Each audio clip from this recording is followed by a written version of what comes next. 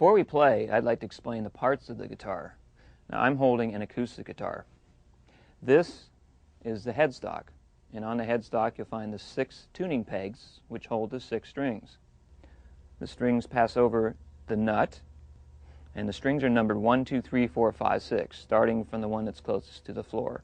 1, 2, 3, 4, 5, 6.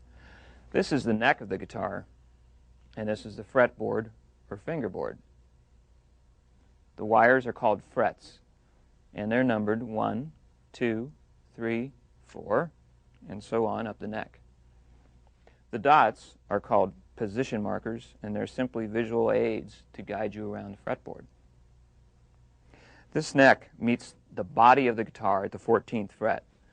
This is a cutaway, and it allows free access to the higher frets. This is the sound hole, and this is the bridge of the guitar.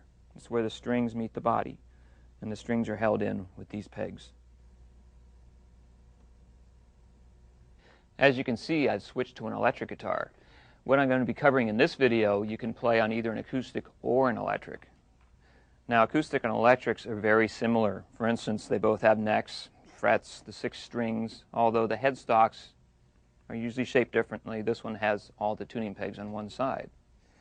The body of the guitar is a different matter.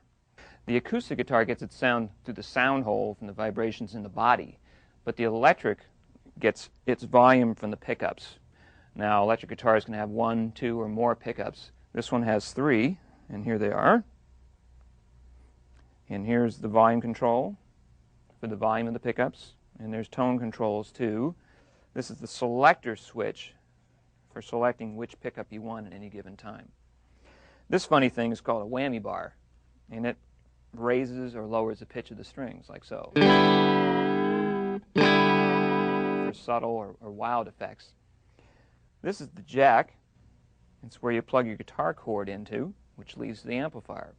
And finally, these are the strap buttons, where you put your strap when you want to stand up. While in a seated position, most guitarists rest their instrument on their right leg and keep the neck horizontal to the floor, not up and not down. Sit up straight but relax, and don't be afraid to have your right arm resting on the top of the instrument. Now, a guitar can be plucked with either your fingers or a pick, but for this video I'm going to be using a pick. To hold the pick, get your hand in position like you're going to turn a key in a doorknob.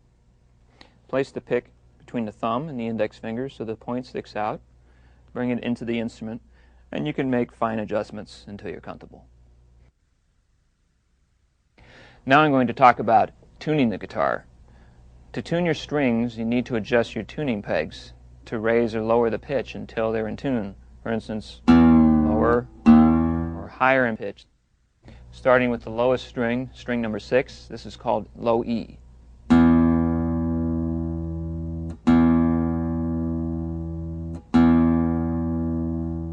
This is the 5th string, or A string.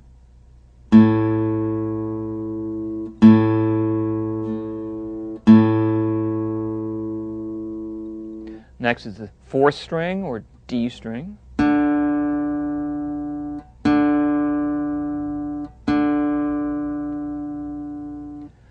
The 3rd string is called G.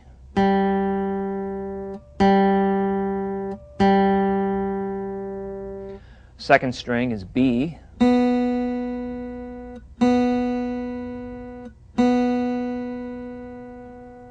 And the 1st string is high E.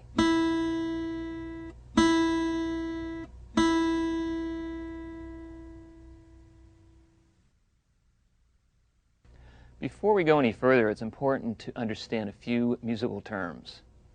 Music is written in notes on a staff. The staff has 5 lines and 4 spaces between the lines. Where a note is written on the staff determines its pitch, highness or lowness. At the beginning of the staff is a clef sign. Guitar music is written in the treble clef. Each line and space of the staff has a letter name. Starting from the bottom, the lines are named E, G, B, D, and F, which you can remember as every guitarist begins doing fine. The spaces are F, A, C, E from the bottom, and that spells face. The staff is divided into several parts by bar lines.